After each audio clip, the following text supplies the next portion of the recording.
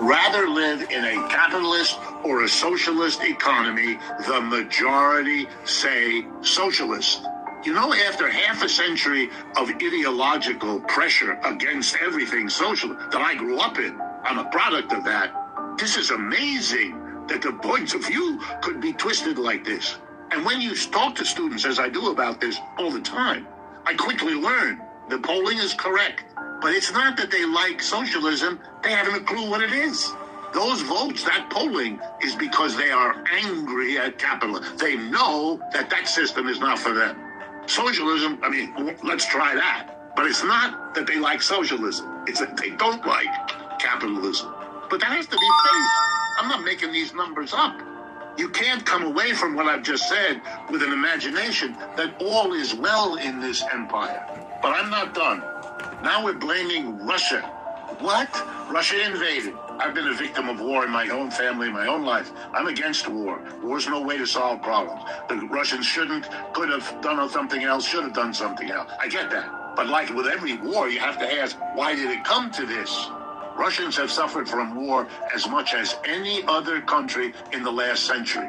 They're not going to go into a war easily and quickly. They're not like the United States, upon which no war has been fought in the last century. Both world wars killed more Russians than anybody else. They know. So why? You have to ask why. We don't. So let me end with military.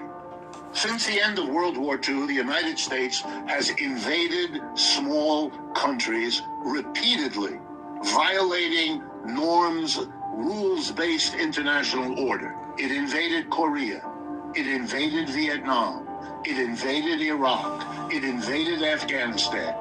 It lost all of them. The wars were lost. Korea, Vietnam, they all were lost. The Communist Party of Vietnam took over that country. The Taliban took over Afghanistan. I could go on. They lost. They didn't win. They lost. And if you look at the line between the Russians and the Ukrainians, it has moved westward. There is no question of who's winning and who's losing. Only in the minds of people committed to denial are these things going on. I'm not asking you to endorse either side in this war. I'm not asking you to endorse China or the Chinese system. I'm just asking you, and I do this with all my public speaking, I'm asking you, look at the reality you have in front of you. Don't be afraid. The danger lies in denial, not in facing it. And if we face it, there is a lesson to be learned from the British Empire.